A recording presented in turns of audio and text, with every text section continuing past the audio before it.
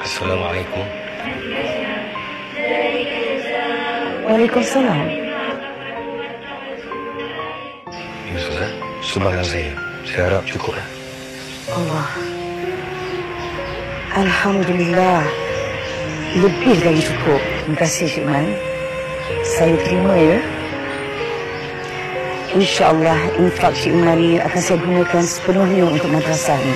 Tak apa Ustazah. Kalau Ustazah nak gunakan untuk peribadi, untuk sendiri, saya tak ada masalah, saya izinkan. Kalau nak bandingkan dengan sumbangan saya yang pernah sangat kan, dengan usaha Ustazah kembangkan dakwah ni. Allahu Akbar. Assalamualaikum. Waalaikumsalam.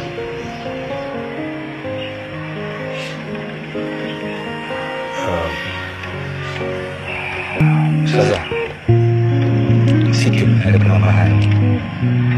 Sebenarnya susah saya cakap, tapi kalau tak cakap benda itu mengukur dalam hati saya. Jadi saya nak juga bagi tahu pada Ustazah. Saya ni Ustazah suka sangat tengok seorang perempuan yang nikah begini, macam ada sesuatu yang mencentik hati saya.